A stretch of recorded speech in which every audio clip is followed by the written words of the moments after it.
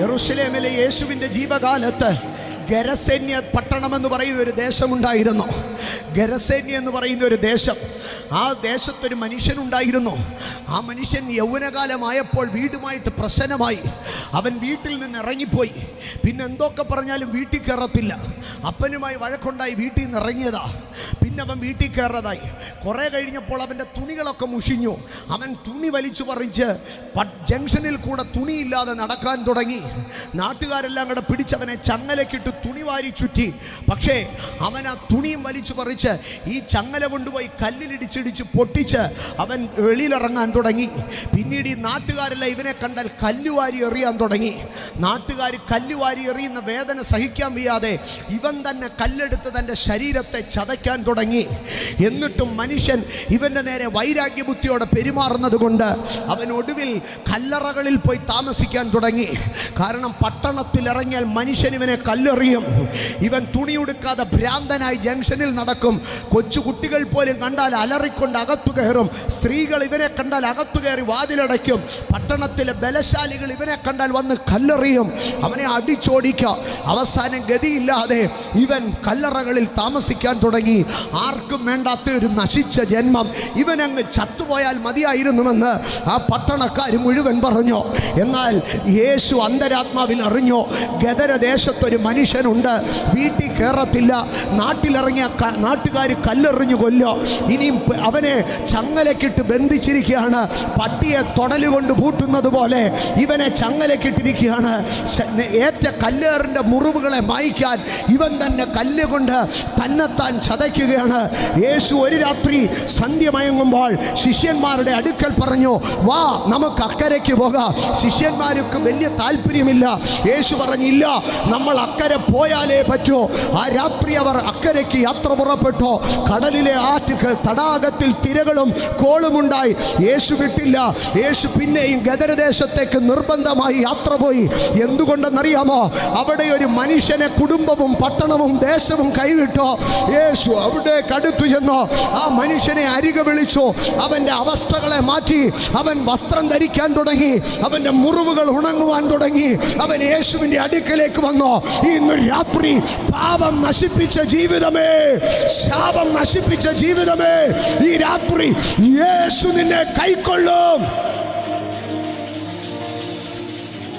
കൗമാരത്തിൽ വന്നുപോയ കൂട്ടുകെട്ടുകൾ, എവിടെയോ വന്ന സാമ്പത്തിക പിഴവുകൾ, എവിടെയോ വന്ന മയക്കുമരുന്ന്, എവിടെയോ വന്ന മദ്യപാനം, അതിൽ നിന്ന് ഊരി വരാൻ കഴിയാതെ വണ്ണം പാപത്തിൻ്റെ ചങ്ങലക്കകത്ത് കെട്ടപ്പെട്ട് ജീവിതം നശിക്കുമ്പോൾ ഇന്ന് രാത്രി യേശു പറയുകയാണ്, എൻ്റെ അടുക്കലേക്ക് വരാം, നിന്നെ ഞാൻ കൈക്കൊള്ളാം. എല്ലാവരും നിന്നെ കൈവിട്ടാലും, നീ പാപി എന്ന് പറഞ്ഞ്, നീ കുടുംബം നശിപ്പിച്ചവനെന്ന് പറഞ്ഞ്, നീ ഞങ്ങൾക്ക് വീട്ടുകാർക്ക് അപമാനമെന്ന് പറഞ്ഞ്, നീ നാട്ടുകാർക്കൊരു ദുഷ്പേരെന്ന് പറഞ്ഞ് ലോകം നിന്നെ തള്ളിക്കളയുമ്പോൾ യേശു പറയുകയാണ്, come unto me, ഞാൻ നിന്നെ കൈക്കൊള്ളാം.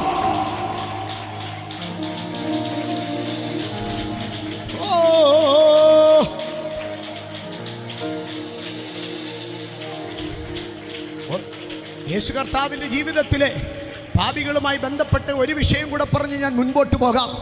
യേശു കർത്താവിൻ്റെ ക്രൂശീകരണ ദിനം, യേശു കർത്താവ് ഒലിവുമലയിലെ ഗത്സമന തോട്ടത്തിൽ പ്രാർത്ഥിച്ചു കൊണ്ടിരിക്കുമ്പോൾ അരിമ ശിഷ്യനായിരുന്ന ഒരുത്തനെ മതപൗരോഹിത്യത്തിൻ്റെ മേലധികാരികൾ വന്ന് സ്വാധീനിച്ച് കള്ളക്കാശ് കൊടുത്ത് 30 വെള്ളിക്കാശിന് ഒറ്റിക്കൊടുത്ത് യേശുവിനെ വന്ന് കെട്ടിപ്പിടിച്ച് ചുംബിച്ച് കാണിച്ചു കൊടുത്ത് സൂര്യോദയത്തിന് മുമ്പാകെ ഹെരോദാവ്, ഹന്നാവ്, കയ്യഫാവ്, പീലാത്തോസ് എന്ന് പറയുന്ന നാടുവാഴികൾ, റോമ ഗവർണർ, മതപൗരോഹിത്യം ഇവരുടെ അരമനകളുടെ മുമ്പിൽ കൊണ്ടുവന്ന് വിസ്താര സഭകളിൽ മാറി മാറി വിസ്തരിച്ചു.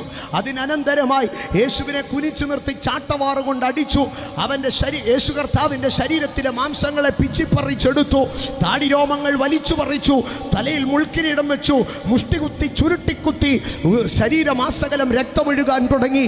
ഒഴുകിയ രക്തവുമായി പിന്നെയും വസ്ത്രം ധരിപ്പിച്ച് തൻ്റെ മേൽ വലിയൊരു കുരിശുമരവും ചുമപ്പിച്ച് ഗൊൽഗോത്ത എന്ന തലയോടിടമെന്ന പർവ്വതത്തിലേക്ക് യേശുവിനെ പട്ടണത്തിൽ നിന്ന് വെളിയിലേക്ക് പടയാളികൾ അടിച്ചു വായിച്ച് കുരിശും ചുമന്നുകൊണ്ട് മലമുകളിലേക്ക് കൊണ്ടുപോയി. ഗൊൽഗോത്ത എന്ന ആ കൽത്തടത്തിൻ്റെ ഉള്ളിൽ ഒരു കല്ലിടുക്കിലേക്ക് കുരിശിനകത്താണിയടിച്ച് തറച്ച യേശുവിൻ്റെ ശരീരത്തെ തൂക്കിയെടുത്തെറിഞ്ഞു. ആ കുരിശിൽ നിന്ന് കല്ലിടുക്കിൽ നിന്ന് ആടുവാൻ തുടങ്ങി. എന്നാൽ അതിൻ്റെ രണ്ടു വശത്തും യേശുവിനോടുകൂടെ രണ്ടുപേരുണ്ടായിരുന്നു. അവർ പട്ടണത്തിൽ കലഹമുണ്ടാക്കിയവരും വീടുകളിൽ മോഷണം നടത്തിയവരും ദുഷ്കർമ്മം ചെയ്തവരുമായിരുന്നു. അവർക്ക് ജീവിക്കാൻ ഈ റോമ ഗവൺമെൻറ് അധികാരം കൊടുത്തില്ല. റോമ ഗവൺമെൻറ് അവരുടെ സ്വഭാവം നോക്കിയിട്ട് പറഞ്ഞു, നിന്നെ ഞങ്ങളുടെ സാമ്രാജ്യത്തിൽ ജീവിപ്പിക്കാൻ കൊള്ളത്തില്ല, നിന്നെ ഞങ്ങളുടെ കുടുംബങ്ങളിൽ കയറ്റാൻ കൊള്ളത്തില്ല, നിന്നെ ഞങ്ങളുടെ പട്ടണത്തിൽ താമസിപ്പിക്കാൻ കൊള്ളത്തില്ല, നീ മരിച്ചേ മതിയാകൂ. എന്നാൽ അതിൽ ഒരു കള്ളൻ യേശുവിനെ നോക്കിയിട്ട് ഇങ്ങനെ പറഞ്ഞു, നാഥാ, ഞങ്ങളുടെ കയ്യിലിരിപ്പ് വളരെ ദോഷമായിരുന്നു. ഞങ്ങൾ പട്ടണത്തിൽ ഒത്തിരി ദോഷം ചെയ്തു, ഞങ്ങൾ ഒത്തിരി വീടുകളെ കയറി മോഷ്ടിച്ചു, ഞങ്ങൾ ഒത്തിരി തിന്മ ചെയ്തവരാണ്. ആകയാൽ ഈ ലോകത്തിൽ ജീവിക്കാൻ ഞങ്ങൾക്കിനി യോഗ്യതയില്ല. ഈ ലോകത്തിൻ്റെ നിയമം ഞങ്ങളോട് പറഞ്ഞു, നിങ്ങൾക്കിവിടെ ജീവിക്കാൻ യോഗ്യതയില്ലെന്ന്, നിങ്ങൾക്കിനി ഇവിടെ ജീവിക്കാൻ യോഗ്യതയില്ല. ആകയാൽ ഞങ്ങൾക്ക് വധശിക്ഷ വിധിച്ചിരിക്കുകയാണ്. ജീവിതത്തിൽ നിരാശയുടെ ഗർത്തത്തിൽ ജീവിതം അവസാനിച്ചുവെന്ന് പറഞ്ഞ് കുരിശിൽ 2-3 ആണിമേൽ തൂങ്ങിക്കിടക്കുന്ന ആ കുരിശിലെ കള്ളൻ യേശുവിൻ്റെ അടുക്കൽ ചോദിച്ചു, ഇനിയും എനിക്ക് ഈ ലോകത്ത് കരുണ കാണിപ്പാൻ എന്നോട് മനസ്സലിയാൻ ആരുമില്ല. പക്ഷേ സ്വർഗത്തിലെ രാജകുമാരാ, ഞാൻ നിന്നോടൊന്ന് ചോദിക്കട്ടെ, നീ രാജ്യത്വം പ്രാപിച്ചു വരുമ്പോൾ എന്നെ ഒന്ന് ഓർക്കാമോ? ആരോടാ ചോദിക്കുന്നതെന്നറിയാമോ? പാപമില്ലാത്തവൻ, പാപം ചെയ്യാത്തവൻ, പാപമറിയാത്തവൻ, സ്വർഗത്തിലെ രാജകുമാരൻ, ദൈവത്തിൻ്റെ പുത്രൻ, ദൈവത്തിൻ്റെ കുഞ്ഞാട്, വിശുദ്ധിയുടെ മകുടോദാഹരണം, കാൽവറിയുടെ ഗിരിമുകളിൽ കുരിശിന്മേൽ കിടക്കുമ്പോൾ അടുത്ത് കിടക്കുന്ന പാപത്തെ പച്ചവെള്ളം പോലെ കുടിച്ച് ചെയ്യുവാൻ ഇനിയും ഒരു അരുതായ്മയും ഇല്ലാതെ സകല പാപങ്ങളും ചെയ്തു തീർത്ത മനുഷ്യൻ ഈ വിശുദ്ധനോട് ചോദിക്കുകയാണ്, നീ രാജ്യത്വം പ്രാപിച്ചു വരുമ്പോൾ എന്നെയും കൂടെ ഒന്ന് ഓർക്കാമോ? യേശുവിന് അവനോട് പറയാൻ ഒത്തിരി മറുപടിയുണ്ട്. നിന്റെ കയ്യിലിരിപ്പ് ശരിയല്ലായിരുന്നെന്നും നിന്റെ കയ്യിലിരിപ്പിനൊത്തവണ്ണം നീ പ്രാപിക്കുമെന്നും അല്ല, ഞാൻ രാജ്യത്വം പ്രാപിച്ചു വരുമ്പോൾ നിനക്ക് ശിക്ഷ ഇളച്ചു തരാമെന്നോ എന്തെങ്കിലുമൊക്കെ പറയാം. ആ മനുഷ്യൻ ഇത്രയും മാത്രമേ ആഗ്രഹിച്ചു കാണത്തുള്ളൂ. യേശു രാജ്യത്വം പ്രാപിച്ചു വരുമ്പോൾ ഇവൻ്റെ പാപത്തിൻ്റെ ശിക്ഷ എന്ത് ചെയ്യണം? ഒന്ന് ഇളച്ചു കൊടുക്കണം. നിത്യരാജ്യത്തിൽ ഇവൻ്റെ പാപത്തിൻ്റെ ശിക്ഷയൊന്ന് ഇളച്ചു കൊടുക്കണം. ഇത്രയും മാത്രമേ യേശുവിൽ താൻ പ്രതീക്ഷിച്ചുള്ളൂ. എന്നാൽ യേശു പതിയെ അവനെ തിരിഞ്ഞു നോക്കിയിട്ട് പറഞ്ഞു, ഞാൻ രാജ്യത്വം പ്രാപിച്ചു വരുമ്പോൾ ശിക്ഷ ഇളവ് ചെയ്ത് തരണമെന്നല്ലേ നീ പറഞ്ഞത്? നീ അവിടം വരെ ഒന്നും കാത്തിരിക്കണ്ട. ഇന്ന് രാത്രി നീ എന്നോടുകൂടെ എൻ്റെ പർദീസയിലിരിക്കും. എൻ്റെ സഹോദരങ്ങളെ, ഞാനൊരു കാര്യം നിങ്ങളോട് പറയാം. ആ രാത്രി ഈ കള്ളൻ്റെ ശവം മേടിക്കാൻ അവൻ്റെ കുടുംബക്കാരും ചെല്ലുമെന്ന് എനിക്ക് തോന്നുന്നില്ല. അവൻ്റെ ശവം മേടിക്കാൻ അവൻ്റെ കുടുംബക്കാർ ചെല്ലത്തില്ല. അവൻ്റെ ശരീരം ആർക്കും വേണ്ട. സമയം കഴിയുമ്പോൾ കഴുകന്മാരത് കൊത്തിപ്പറിച്ചോട്ടെ. ആ മുടിഞ്ഞവൻ്റെ ശരീരം പോലും ഞങ്ങൾക്ക് വേണ്ട. പൊതുശ്മശാനത്തിൽ കുഴിച്ചിടാൻ പോലും അവൻ്റെ കുടുംബക്കാർ ചൊല്ലത്തില്ല. പാപം നിമിത്തം സകലരും അവനെ തള്ളിക്കളഞ്ഞു. പക്ഷേ യേശു അവനോട് പറയാ, ഇന്ന് രാത്രി നിന്റെ ശരീരം കഴുകൻ കുത്തിപ്പറിച്ചാലും നിന്റെ പ്രാണൻ എനിക്ക് വിലയേറിയതാ. ഇന്ന് രാത്രി നീ എന്നോടുകൂടെ എൻ്റെ പറുദീസയിലിരിക്കും. ഈ രാത്രി എന്നെ കേൾക്കുന്ന സ്നേഹിത, എന്നെ കേൾക്കുന്ന സഹോദര, ആരൊക്കെ നിന്നെ തള്ളിപ്പറഞ്ഞാലും നിന്നെ കൈവിടാത്ത ഒരു യേശുവുണ്ട്.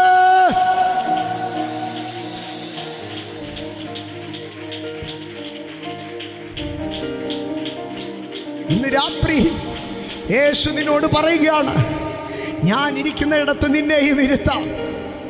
ആരെങ്കിലും ഈ കള്ളനെ വിശ്വസിച്ച് വീട്ടിൽ കയറ്റി ഇരുത്തുവോ? ഈ കള്ളം മാനസാന്തരപ്പെട്ടെന്ന് പറഞ്ഞാലും ഉലകത്തിൽ ആരെങ്കിലും അന്ന് രാത്രി അവനെ തന്നോടുകൂടെ ഇരുത്തുമോ? ഇല്ല. പക്ഷെ യേശു പറഞ്ഞു, ഞാൻ നിന്നെ കൈക്കൊള്ളാം. നിന്നെ ആരും ഇനി വിശ്വസിച്ചില്ലെങ്കിലും നിന്നെ വിശ്വസിക്കുന്ന ഒരുത്തനുണ്ട്. നീ നന്നായി എന്ന് പറഞ്ഞാൽ ആരും മനസ്സിലാക്കിയില്ലെങ്കിലും നിന്നെ മനസ്സിലാക്കുന്ന ഒരുത്തനുണ്ട്. നിന്റെ വാക്കുകളെ വിശ്വസിച്ച് നിന്നെ കൂടെ നിർത്തുന്ന ഒരുത്തനുണ്ട്. ഇന്ന് രാത്രി ഞാൻ പ്രസംഗിക്കുന്ന യേശു ക്രിസ്തു അത്രേ.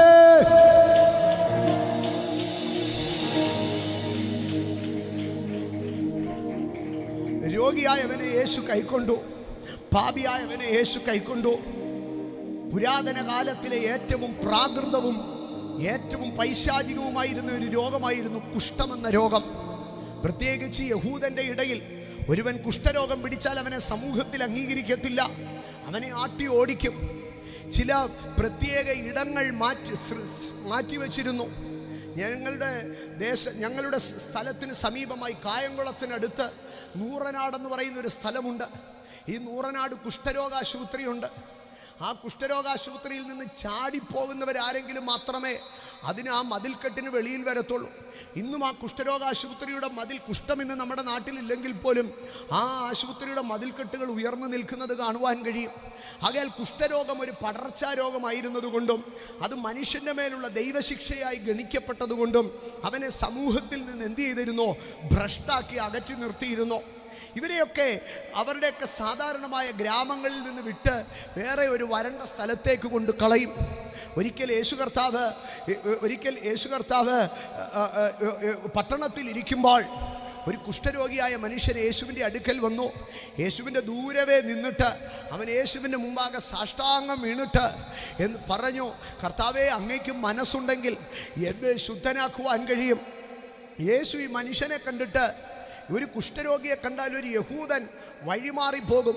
ഈ കുഷ്ഠരോഗി അശുദ്ധൻ എന്ന് വിളിച്ച് യേശു ആ യഹൂദൻ്റെ അടുക്കൽ നിന്ന് മാറിപ്പോകണം.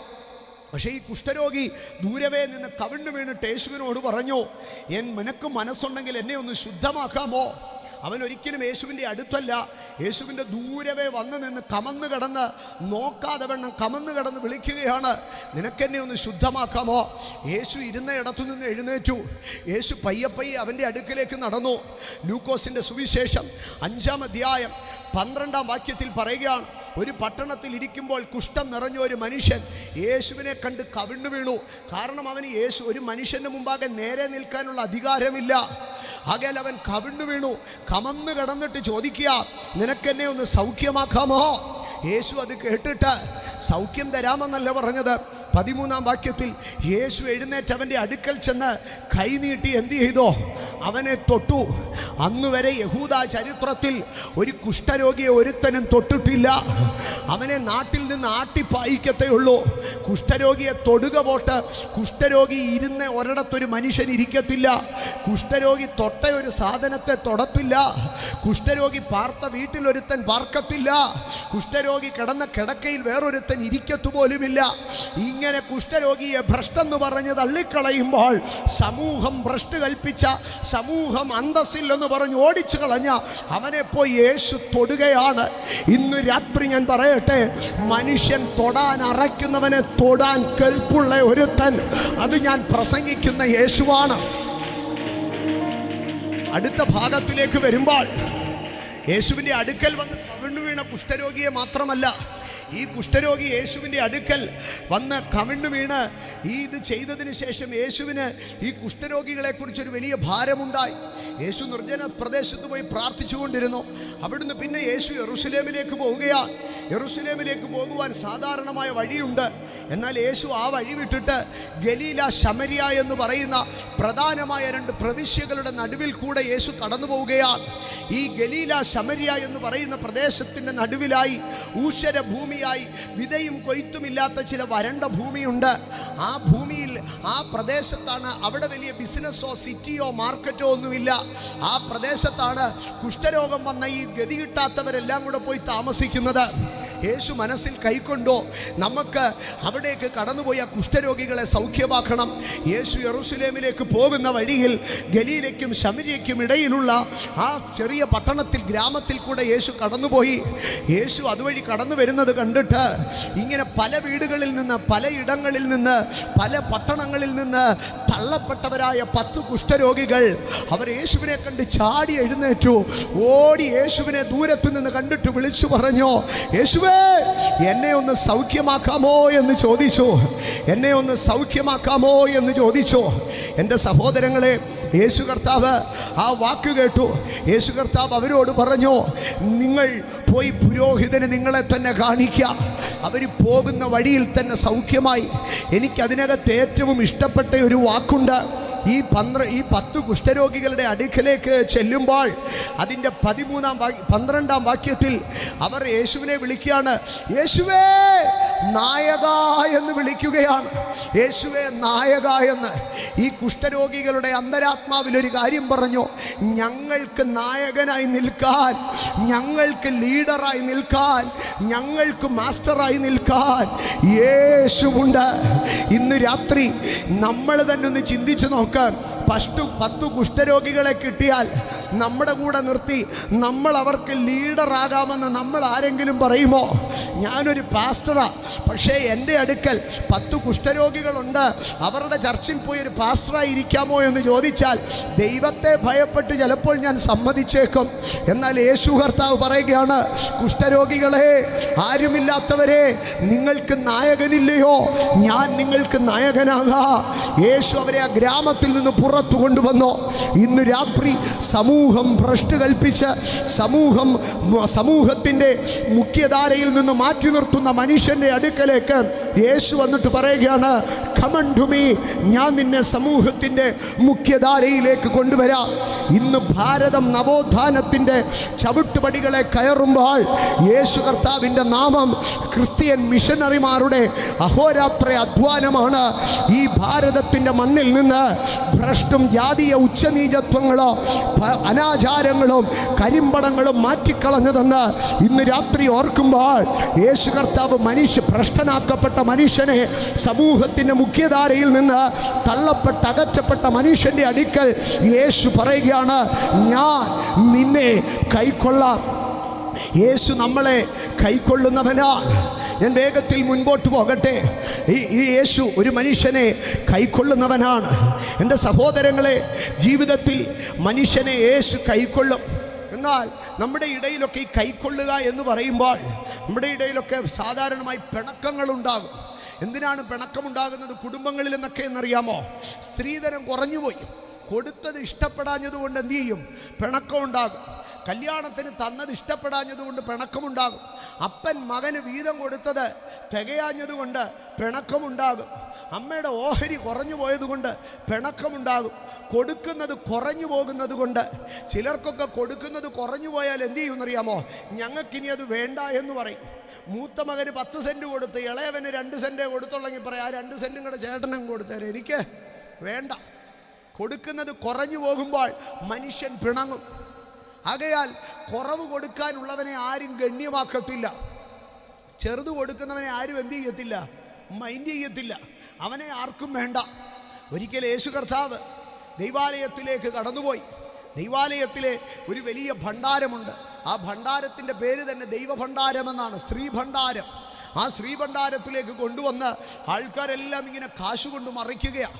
ചിലർ ചാക്കിനകത്ത് കൊണ്ടുവന്ന് നാണയം മറിക്കും, ചിലരിങ്ങനെ വണ്ടിക്കകത്ത് കൊണ്ടുവന്ന് നാണയം മറിക്കും, ചിലരിങ്ങനെ പൊന്നും മാലയും ഒക്കെ ഇടും. ഇവരെയൊക്കെ അവിടെ ആദരിക്കുകയും മാനിക്കുകയും ചെയ്യുകയാണ്. പിന്നെ പാവങ്ങളുടെ നിന്നൊന്നും ആരും മൈൻഡ് ചെയ്യാറേയില്ല. എന്നാൽ യേശു ഈ ശ്രീഭണ്ഡാരത്തിന് നേരെ ഇരിക്കുമ്പോൾ ഒരു ദരിദ്രയായ സ്ത്രീ, ലൂക്കോസിൻ്റെ സുവിശേഷം 21-ാം അധ്യായം 1 തുടങ്ങി 4 വരെയുള്ള വാക്യങ്ങളാണ് ഞാൻ പറയുന്നത്. ഒരു ദരിദ്രയായ സ്ത്രീ ഒരു പൈസയ്ക്ക് കണക്കായ 2 കാശ് എന്ന് പറഞ്ഞാൽ 2 അര പൈസയുടെ 2 തുട്ട് അവൾ കൊണ്ടുവന്ന് ഈ ഭണ്ഡാരത്തിലെ ഒരു ഓരത്ത് നിന്നത് ഇടുകയാണ്. ആരും ഗണിക്കാനില്ല. ഒരു 1000 കാശുണ്ടായിരുന്ന റെസീപ്റ്റ് എഴുതി കൊടുത്തേനെ. 2 കാശിന് റെസിപ്റ്റ്, 1 പൈസയ്ക്ക് റെസിപ്റ്റ് എഴുതാനുണ്ടോ? 1 പൈസയ്ക്ക് റെസിപ്റ്റ് പോലും എഴുതാനില്ല. ആകയാൽ അവൾ ഓഫീസിൽ പോയി റെസിപ്റ്റ് എഴുതിപ്പിക്കാതെ അവൾ സാവധാനതയിൽ പോയി അതവിടെ ഇട്ടിട്ട് അവൾ മിണ്ടാതെ ഇറങ്ങി നടക്കുകയാണ്. യേശു അരികത്ത് നിന്ന് ശിഷ്യന്മാരെ വിളിച്ചിട്ട് പറഞ്ഞു, ഈ ശ്രീഭണ്ഡാരത്തിൽ ഇട്ടതിൽ ഇന്ന് ഞാൻ അംഗീകരിച്ചിരിക്കുന്ന, ഞാൻ സ്വീകരിച്ചിരിക്കുന്ന ഏറ്റവും വലിയ വ്യക്തി ഈ സ്ത്രീയാകുന്നു എന്ന് പറഞ്ഞു.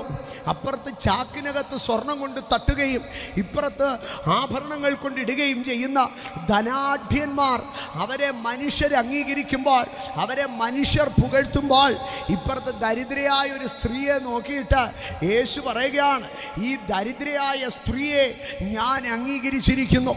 ഇന്ന് രാത്രി എന്നെ കേൾക്കുന്ന സ്നേഹിത, സഹോദര, സമൂഹം സമ്പത്തുള്ളവനെ അംഗീകരിക്കുമ്പോൾ, സമൂഹം പണമുള്ളവനെ അംഗീകരിക്കുമ്പോൾ, സമൂഹം ആഭിജാത്യമുള്ള പണമുള്ളവനെ അംഗീകരിക്കുമ്പോൾ, സമൂഹം വിദ്യാഭ്യാസമുള്ളവനെ അംഗീകരിക്കുമ്പോൾ, എൻ്റെ ദൈവമോ ജ്ഞാനികളെ ലജ്ജിപ്പിക്കുവാൻ ഭോഷത്വമായതിനെ തെരഞ്ഞെടുത്തു. അവൻ കുലഹീനമായതും നികൃഷ്ടമായതും ബലഹീനമായതും തെരഞ്ഞെടുത്തു. യേശു തിരഞ്ഞെടുക്കുകയാണ്. ഇന്ന് രാത്രി മനുഷ്യൻ യോഗ്യത നോക്കി തിരഞ്ഞെടുക്കുമ്പോൾ ദൈവം അയോഗ്യതകൾ നോക്കി തിരഞ്ഞെടുക്കും. ഞാൻ ശുശ്രൂഷയ്ക്ക് കയറുന്നതിന് മുമ്പേ കർത്താവിൻ്റെ ദാസി ആരാധന ലീഡ് ചെയ്തുകൊണ്ടിരുന്നപ്പോൾ ആവർത്തിച്ച് പാടിയൊരു ഈരടിയുണ്ട്. ഒരു യോഗ്യതയും പറയാനില്ല, ഒരു യോഗ്യതയും പറയാനില്ല, ഒരു യോഗ്യതയും പറയാനില്ല. എന്താണ് ക്രൈസ്തവരുടെ ഇടയിൽ ഇത്ര ആവേശത്തോടെ പറയാൻ കാരണം? ഇന്ന് രാത്രി എന്നെ കേൾക്കുന്ന എൻ്റെ സഹോദരങ്ങളെ, നിങ്ങൾ തിരിച്ചറിയേണ്ട ഒരു സത്യമുണ്ട്. യേശു കൈക്കൊള്ളും, യേശു കൈക്കൊള്ളും, യേശു കൈക്കൊള്ളും. സമ്പത്തില്ലാത്തവനെ, ദരിദ്രനെ, താഴ്ചയിലുള്ളവനെ, തകർച്ചയിലുള്ളവനെ യേശു കൈക്കൊള്ളും. ഇന്ന് രാത്രി എന്നെ കേൾക്കുന്നവനെ, പണമില്ലാത്തത് കൊണ്ട് മനുഷ്യൻ നിന്നെ മാറ്റി നിർത്തിയോ? പൊരുളില്ലാത്തത് കൊണ്ട് മനുഷ്യൻ നിന്നെ മാറ്റി നിർത്തിയോ? വിദ്യാഭ്യാസമില്ലാത്തത് കൊണ്ട് സ്നേഹിതർ നിന്നെ മാറ്റി നിർത്തിയോ? പേരും പെരുമയും ഇല്ലാത്തത് കൊണ്ട് കൂട്ടുകാരും കുലവും നിന്നെ മാറ്റി നിർത്തിയോ? ഇന്ന് രാത്രി നീ അധൈര്യപ്പെടരുത്. നിന്റെ സമ്പത്ത് നോക്കിയിട്ടല്ല, നിന്റെ സ്ഥാനമാനം നോക്കിയിട്ടല്ല, നിന്റെ പണവും പെരുമയും നോക്കിയിട്ടല്ല. പകരം കർത്താവിന് നിന്നെക്കുറിച്ചൊരു പദ്ധതിയുണ്ട്. ക്രിസ്തു നിങ്ങളെ ദൈവത്തിൻ്റെ മഹത്വത്തിനായി കൈക്കൊണ്ടു. ക്രിസ്തു നിങ്ങളെ ദൈവത്തിൻ്റെ മഹത്വത്തിനായി കൈക്കൊണ്ടു. ക്രിസ്തു നിങ്ങളെ ദൈവത്തിൻ്റെ മഹത്വത്തിനായി കൈക്കൊണ്ടു. ഒരാശാരിയുടെ വീട്ടിൽ നിങ്ങളൊരു നല്ല കട്ടിൽ പണിതുകൊണ്ട് കൊടുത്താൽ ആശാരി അത് മേടിക്കുമോ? മേടിക്കത്തില്ല. അതേസമയം ഒരു തടി കൊണ്ട് ആശാരിയുടെ കയ്യിൽ കൊടുത്താൽ എന്ത് ചെയ്യും? ആശാരി അത് വാങ്ങും. ഒരു നല്ല മാല കൊണ്ടുവന്ന് നിങ്ങളൊരു തട്ടാൻ്റെ കയ്യിൽ കൊടുത്താൽ തട്ടാൻ നോക്കിയിട്ട് പറയും പഴയ സ്വർണ്ണമാണ്. അതേസമയം സ്വർണത്തിൻ്റെ ഒരു ഉരുപ്പടി കൊണ്ട് കൊടുത്താൽ തട്ടാൻ അത് പൊന്നും വിലയ്ക്ക് വാങ്ങുമെന്നേ. ഇന്ന് രാത്രി എന്നെ കേൾക്കുന്ന ദൈവവേദന, ഇതാ ദൈവം. വളരെ പണിയും മികവും കഴിവും പ്രാപ്തിയൊക്കെയുള്ള മനുഷ്യനെ മനുഷ്യൻ ആദരിക്കുമ്പോൾ, ഒരു യോഗ്യതയും പറയാനില്ലാത്ത, ഒരു കഴിവും പറയാനില്ലാത്ത, പ്രശംസിക്കാനില്ലാത്ത ഒരു മനുഷ്യനോട് ദൈവം അവനെ തെരഞ്ഞെടുക്കും. ഇന്നു രാത്രി മനുഷ്യൻ യോഗ്യത നോക്കുമ്പോൾ ദൈവമോ അയോഗ്യതകളെ നോക്കുന്നു. ഇന്ന് രാത്രി നീ പറ, എൻ്റെ അയോഗ്യതകളാണ് എൻ്റെ യോഗ്യത, എൻ്റെ വിരൂപതയാണ് എൻ്റെ സൗന്ദര്യം, എൻ്റെ കുലഹീനതയാണ് എൻ്റെ ശ്രേഷ്ഠത, എൻ്റെ തകർച്ചയാണ് എൻ്റെ ഉയർച്ച. യോഗ്യനല്ല ഇതു പ്രാപിപ്പാൻ, ഇത് കൃപയതാ യേശുവേ. എന്തു കണ്ടു ഇത്ര സ്നേഹിപ്പാൻ, ഇത്ര മാനിപ്പാൻ യേശുവേ. യോഗ്യനല്ല ഇതു പ്രാപിപ്പാൻ, ഇതു കൃപയതാ യേശുവേ. യോഗ്യനല്ല ഇതു പ്രാപിപ്പാൻ, ഇതു കൃപയതാ യേശുവേ. സ്വന്തം ജീവിതത്തിലേക്കൊന്ന് ഇറങ്ങി ഒന്ന് ചോദിച്ചേ, എന്തു കണ്ടു ഇത്ര സ്നേഹിപ്പാൻ, ഇത്ര മാനിപ്പാൻ യേശുവേ. യോഗ്യനല്ല ഇതു പ്രാപിപ്പാൻ, ഇതു കൃപയതാ യേശുവേ. മനുഷ്യൻ സൗന്ദര്യം നോക്കി സ്നേഹിക്കുമ്പോൾ ദൈവം വിരൂപത നോക്കി സ്നേഹിക്കും. മനുഷ്യൻ ശ്രേഷ്ഠത നോക്കി സ്നേഹിക്കുമ്പോൾ ദൈവം കുലഹീനത നോക്കി സ്നേഹിക്കും. മനുഷ്യൻ വിജയികളെ സ്നേഹിക്കുമ്പോൾ ദൈവം പരാജിതരെ സ്നേഹിക്കുന്നു. മനുഷ്യൻ സമ്പന്നരെ സ്നേഹിക്കുമ്പോൾ ദൈവം ദരിദ്രനെ സ്നേഹിക്കുന്നു. ഇന്ന് രാത്രി ഞാൻ ഉറക്കെ പറയും, യേശു എന്നെ സ്നേഹിക്കുന്നു. എന്തു കണ്ടു ഇത്ര സ്നേഹിപ്പ, ഇത്ര മാനിപ്പ യേശുവേ. യോഗ്യനല്ല ഇതു പ്രാപിപ്പ, ഇതു കൃപയതാ യേശുവേ. നിന്റെ അയോഗ്യതകളെ നോക്കി പറ, എന്തു കണ്ടു ഇത്ര സ്നേഹിപ്പ, ഇത്ര മാനിപ്പ യേശുവേ.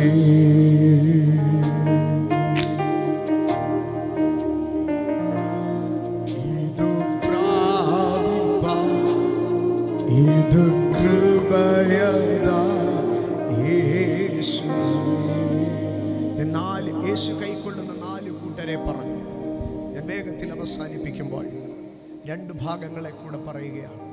5-മത് യേശു ആരെ കൈക്കൊള്ളും? യേശുവും ശിഷ്യന്മാരും ഒരിക്കൽ യാത്ര പോവുകയാണ്. യാത്ര പോകുമ്പോൾ ഒരു മനുഷ്യനെ കണ്ടു. ആ മനുഷ്യൻ പിറവിയിലെ കുരുടനാണ്. അമ്മയുടെ ഉദരത്തിൽ നിന്ന് പുറപ്പെട്ടപ്പോഴേ ഈ 2 കണ്ണിൻ്റെയും സ്ഥാനത്ത് ഒന്നുമില്ല. അവൻ പിറവിയിലെ കുരുടനാണ്. ആ പിറവിയിലെ കുരുടനായ മനുഷ്യനെ കണ്ടിട്ട് ശിഷ്യന്മാർ യേശുവിൻ്റെ അടുക്കൽ ചോദിച്ചു, റബ്ബി, ഇവൻ കുരുടനായി പിറന്നത് ഇവൻ്റെ പാപമാണോ ഇവൻ്റെ അമ്മയപ്പന്മാരുടെ പാപമാണോ എന്ന്.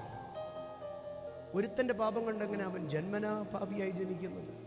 ഇത് 2 സ്കൂൾ ഓഫ് തോട്ട്സ്, 2 പാരമ്പര്യ ചിന്താഗതികളാണ്. ഒരു കൂട്ടർ പറയുകയാണ്, അപ്പൻ്റെ അമ്മയുടെയും പാപം കൊണ്ട് കുഞ്ഞുങ്ങൾ എന്ത് ചെയ്യാം? അന്ധനായി ജീവിക്കാം. അത് യഹൂദ പാരമ്പര്യമാണ്. എന്നാൽ യമന പാരമ്പര്യത്തിൽ, പേർഷ്യൻ പാരമ്പര്യത്തിൽ, അല്ലെങ്കിൽ മറ്റ് ജാതീയ പാരമ്പര്യങ്ങളിലുള്ള ചിന്താഗതി മുജ്ജന്മ സുഹൃതവും മുജ്ജന്മ പാപവും എന്ന് പറയുന്നതുണ്ട്. അപ്പൊ ഇവൻ ജന്മനാ കുരുടനായി ജനിച്ചെങ്കിൽ കഴിഞ്ഞ ജന്മത്തിൽ ഇവൻ കണ്ണുകൊണ്ട് വളരെ ദോഷം ചെയ്തു. അതുകൊണ്ടാണ് ഈ ജന്മത്തിൽ എന്ത് സംഭവിച്ചത്? ഇവൻ്റെ കണ്ണുകൾ നഷ്ടപ്പെട്ടു പോയത്. അപ്പോൾ ശിഷ്യന്മാർ യേശുവിൻ്റെ അടുക്കൽ ചോദിക്കുക, ഒന്നുകിൽ ഇവൻ ഇവന് അന്ധനായി തീർന്നത് പാരമ്പര്യ ശാപമായിരിക്കാം, അല്ലെങ്കിൽ മുജ്ജന്മ പാപമായിരിക്കാം. ഏതായിരുന്നാലും എന്താണ്? ഇവൻ ശാപമാണ്. ഇവൻ ഒരു കുടുംബത്തിൽ അന്ധനായ കുഞ്ഞ് ജനിച്ചത് കണ്ടിട്ട് അവനെ കണ്ടവരെല്ലാം പറഞ്ഞു, ഇത് ശാപമാണ്, ഇത് ശാപമാണ്. കടന്നു പോകുമ്പോൾ ശിഷ്യന്മാർ യേശുവിൻ്റെ അടുക്കൽ ചോദിച്ചു, സാറേ, അത് ഏത് ശാപമാണ്? മുജ്ജന്മ ശാപമാണോ പാരമ്പര്യ ശാപമാണോ എന്ന് ചോദിച്ചു. യേശു കർത്താവ് പെട്ടെന്ന് നിർത്തിയിട്ട് പറഞ്ഞോ, ആമേൻ, സ്തോത്രം, ഇത് മുജ്ജന്മ ശാപവുമല്ല, ഇത് പാരമ്പര്യ ശാപവുമല്ല, ഇത് ദൈവത്തിൻ്റെ പ്രവൃത്തി അവനിൽ വെളിപ്പെടേണ്ടതിനാകുന്നു. യേശു പോയ പോക്കിൽ അവിടെ നിന്നു. യേശു നിലത്തേക്ക് കുനിഞ്ഞു. യേശു ചേറെടുത്ത് പൊടിയിൽ നിന്ന്, ഭൂമിയിൽ നിന്ന് പൊടിയെടുത്ത് ചേറുണ്ടാക്കി അവൻ്റെ ശൂന്യമായ കണ്ടടങ്ങളിലേക്ക് ഉരുട്ടി 2 ഭാഗങ്ങളിൽ വെച്ച് അവന് വേണ്ടി പ്രാർത്ഥിച്ചു. എന്നിട്ട് യേശു അവനോട് പറഞ്ഞു, ഇന്നലകളിൽ വരെ നീ ശാപമാണെന്ന് പറഞ്ഞ് മനുഷ്യൻ തള്ളിയില്ലേ, പക്ഷെ ഞാൻ നിന്നെ കൈക്കൊള്ളുകയാ. ദൈവത്തിൻ്റെ പ്രവൃത്തി നിന്നിൽ വെളിപ്പെടാൻ, ദൈവത്തിൻ്റെ മഹത്വത്തിനായി ദൈവം നിന്നെ കൈക്കൊള്ളുകയാ. ഇന്ന് രാത്രി ഞാൻ വിളിച്ചു പറയുന്നു, ശപിക്കപ്പെട്ട കുടുംബങ്ങളെന്ന് വിളിച്ചു പറയുന്ന ഏതോ പാരമ്പര്യ ശാപമുണ്ട്, ഏതോ മുജ്ജന്മ ശാപമുണ്ട്. ലോകം നിന്റെ നേരെ ശാപത്തിന്റെ കണക്ക് പറയുമ്പോൾ യേശു നിന്നെ സ്വീകരിക്കുകയാണ്. മനുഷ്യൻ ശാപത്തിന്റെ കണക്ക് പറയുമ്പോൾ യേശു നിന്നെ സ്വീകരിക്കുന്നു. യേശു പറയുക, ഇനിയും ശാപത്തിന്റെ കണക്ക് പറയത്തില്ല, പകരം ഞാൻ ആ ശാപങ്ങളെ അഴിക്കാൻ പോവുകയാണ്. ഇന്ന് രാത്രി ഞങ്ങളെ കേൾക്കുന്നവർ, ദൂരത്തോ ചാരത്തോ ഞങ്ങളെ ശ്രമിക്കുന്നവർ ആരുമാകട്ടെ, നിന്റെ ജീവിതത്തിന്റെ അവസ്ഥകളെ നോക്കി പാരമ്പര്യ ശാപമെന്നോ, കുടുംബ ശാപമെന്നോ, പിതാക്കന്മാരുടെ ശാപമെന്നോ, മുജ്ജന്മ ശാപമെന്നോ, ഏത് ജ്യോതിഷികളോ ജ്യോതിഷ ജ്യോതിഷ ശാസ്ത്രങ്ങളോ നിനക്കെതിരെ വിധി എഴുതി, ഏത് ചൊവ്വാദോഷം നിന്റെ മേളിൽ കിടപ്പുണ്ടെന്നോ, ഏത് ശനിദശ നിന്റെ മേൽ കിടപ്പുണ്ടെന്നോ, ഏത് രാഹു നിനക്ക് വിരോധമായി നിൽക്കുന്നെന്നോ, ഏത് ഗ്രഹങ്ങൾ നിനക്ക് പിഴച്ചു നിൽക്കുന്നുവെന്നോ ലോകം നിനക്ക് നേരെ വിധി എഴുതുമ്പോൾ ഇന്ന് രാത്രി ഞാൻ നിന്നോട് പ്രസംഗിക്കുന്നു, നിന്റെ ശാപങ്ങൾ യേശു മാറ്റുകയാണ്. ഇന്ന് രാത്രി ദൈവം ഇതിനകത്ത് മനുഷ്യൻ ശപിക്കപ്പെട്ടവനെന്ന് പറഞ്ഞവരെ യേശു കൈക്കൊള്ളുകയാണ്. ലോകം ശപിക്കപ്പെട്ടവരെന്ന് പറഞ്ഞവരെ യേശു ഇതിനകത്ത് കൈക്കൊള്ളുകയാണ്. ഇനിമേൽ നീ ശപിക്കപ്പെട്ടവനല്ല, നിങ്ങൾ ദൈവപ്രവൃത്തി വെളിപ്പെടാൻ പോവുകയാണ്. ഈ കുന്നത്തുകാല് പട്ടണമേ, നിങ്ങളുടെ കുടുംബങ്ങളിൽ ഇനി ശാപം വാഴുകയില്ല. യേശുവിന് നിങ്ങളുടെ വാതിലുകളെ തുറക്ക, യേശുവിന് നിങ്ങളുടെ ജീവിതങ്ങളെ തുറക്ക.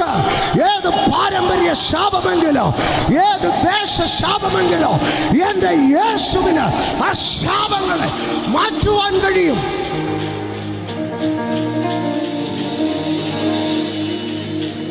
ഈ രാത്രി ഇതിനകത്ത് ശാപത്തിന്റെ കെട്ടുകൾ അഴിയും. കാരണം ശപിക്കപ്പെട്ടവരെ യേശു കൈക്കൊള്ളുകയാണ്.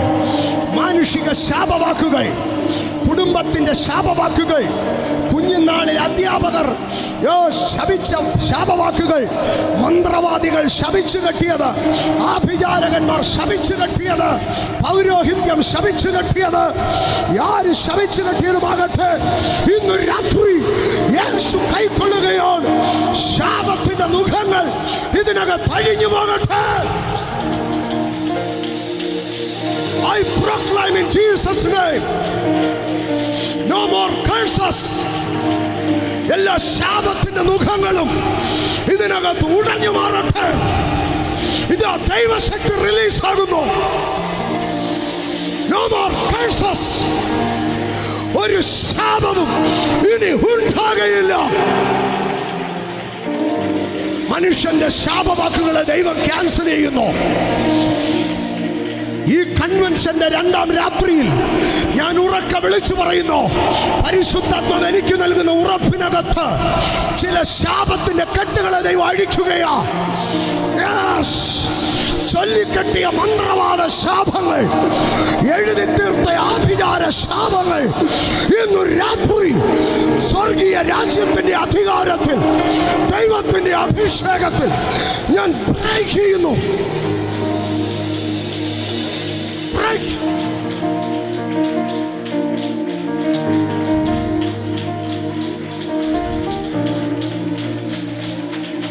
വിദ്യാഭ്യാസത്തിന്റെ മേൽ വീണ ശാപം അഴിയട്ടെ. സാമ്പത്തികത്തിന്റെ മേൽ വീണ ശാപം അഴിയട്ടെ. സഭകളുടെ മേൽ വീണ ശാപം അഴിയട്ടെ. ശുശ്രൂഷയുടെ മേൽ വീണ ശാപം അഴിയട്ടെ. ഹോളി സ്പിരിറ്റ്, മക്കൾ ജനിക്കത്തില്ലെന്ന് പറഞ്ഞു കെട്ടിയ ശാപം അഴിയട്ടെ. കുടുംബങ്ങൾക്കകത്ത് മക്കൾ ജനിക്കത്തില്ലെന്ന്, നിനക്ക് തലമുറ ഉണ്ടാകത്തില്ലെന്ന് പറഞ്ഞ ശാപങ്ങൾ അഴിയട്ടെ. സാമ്പത്തിക മേഖലയെ കെട്ടിയ ശാപങ്ങൾ ഇതിനകത്ത് അഴിയട്ടെ. വിദ്യാഭ്യാസത്തിന്റെ അടുത്ത തലത്തിൽ നീ കയറത്തില്ലെന്ന് പറഞ്ഞ ശാപങ്ങൾ യേശുവിന്റെ നാമത്തിൽ അഴിഞ്ഞു മാറട്ടെ. In Jesus' name, യേശു ക്രിസ്തുവിന്റെ അധികാരമുള്ള നാമത്തിൽ ഇന്ന് രാത്രി ഞാൻ ഇതിനകത്ത് ശാപത്തിന്റെ മുഖങ്ങളെ ഒടിച്ചു കളയുന്നു. ശാപത്തിന്റെ കയറുകളെ ഞാൻ അഴിച്ചു മാറ്റുന്നു. ശാപങ്ങളെ യേശു തൊടുന്നു. ശാപങ്ങളെ യേശു തൊടുന്നു. ശാപിക്കപ്പെട്ട കുടുംബങ്ങളെ യേശു തൊടുന്നു. ഇന്ന് രാത്രി ഒരുപക്ഷെ ഈ ഹോളിൽ നിങ്ങൾക്ക് കടന്നു വരാൻ കഴിഞ്ഞില്ലായിരിക്കാം. നിങ്ങളായിരിക്കുന്ന വീടുകളിലിരുന്ന് യേശുവേ എന്നൊന്ന് ഉറക്കെ വിളിച്ച് ഈ രാത്രി ആ ഒരൊറ്റ വിളി, ആ ഒരൊറ്റ ശബ്ദം നിന്റെ കുടുംബത്തിന്റെ ശാപങ്ങളെ അഴിച്ചു മാറ്റുകയോ.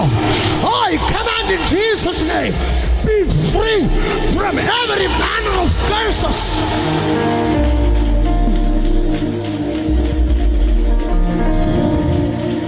നീ നന്നാവത്തില്ലെന്ന് പറഞ്ഞ ശാപവാക്കുകൾ, നീ നന്നാകാതിരിക്കാൻ തക്കവണ്ണ ഏത് ശകുനിയെ കൊണ്ട് കെട്ടിവെച്ച ആഭിചാര മന്ത്രവാദ പൈശാചിക ശക്തികളെങ്കിലോ ഈ രാത്രി ശാപങ്ങൾ വിട്ടുപോകുന്നു.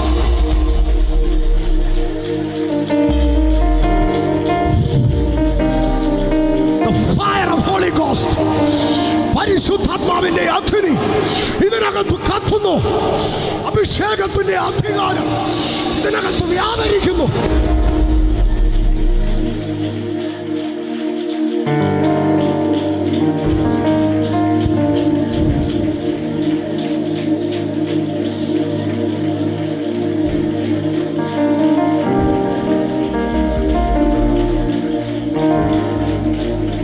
ഒരു നിമിഷം ഒറ്റ ഭാഗം കൂടെ പറഞ്ഞ് ഞാൻ ശുശ്രൂഷയുടെ കൾമിനേഷനിലേക്ക് കയറുക.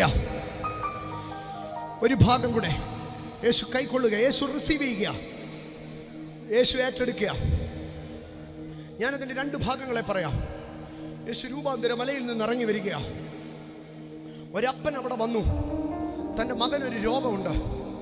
ആ രോഗവും കൊണ്ട് താൻ അറിയപ്പെടുന്ന എല്ലാ പള്ളികളിലും, അറിയപ്പെടുന്ന എല്ലാ നേർച്ച സ്ഥലങ്ങളിലും, അറിയപ്പെടുന്ന എല്ലാ പുണ്യാള സ്ഥലങ്ങളിലും പോയി. പക്ഷെ ഒരാൾ ദൈവങ്ങൾക്കും ഒരു പൗരോഹിത്യത്തിനും അവനെ സുഖമാക്കാൻ കഴിഞ്ഞില്ല. യേശുവിൻ്റെ ശിഷ്യന്മാരുടെ അടുക്കലും വന്നു, അവർക്കും സുഖമാക്കാൻ കഴിഞ്ഞില്ല. എന്നാൽ യേശു അവനെ അടുത്തു കൊണ്ടുവരാൻ പറഞ്ഞു. He accepted him.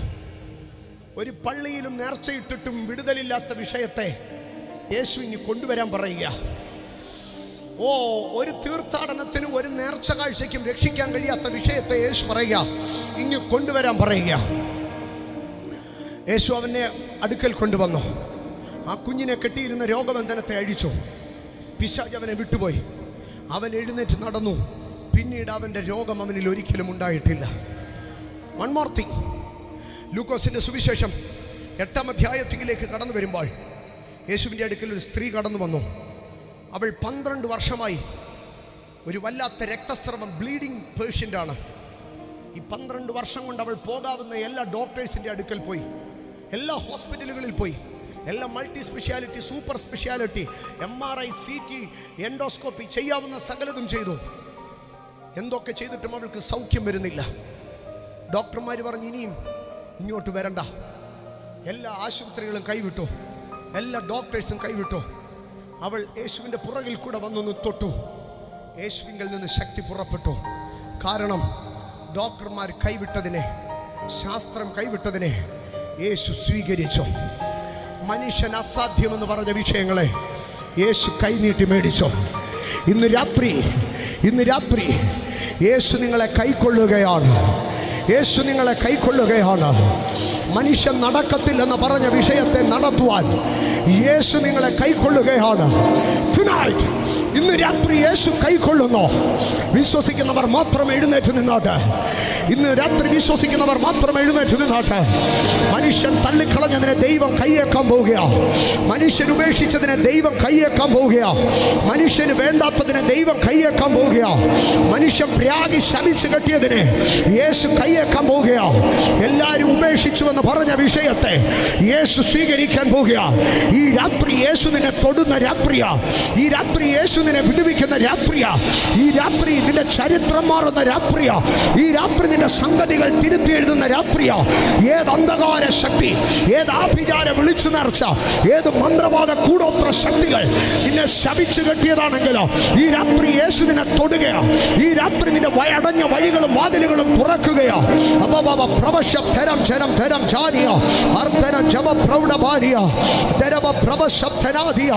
അസാധ്യമെന്ന് നീ കരുതിയതൊക്കെ ഈ രാത്രി ദൈവം സാധ്യമാക്കുകയാ. അസാധ്യമെന്ന് നീ കരുതിയതൊക്കെയോ ഈ രാത്രി യേശു സാധ്യമാക്കുകയാ. മനുഷ്യൻ കൈയൊഴിഞ്ഞോ, ഇനി ഇത് നടക്കത്തില്ലെന്ന് പറഞ്ഞ് മനുഷ്യൻ കൈയൊഴിഞ്ഞ വിഷയങ്ങളെ ഈ രാത്രി യേശു കൈയേൽക്കുകയാ.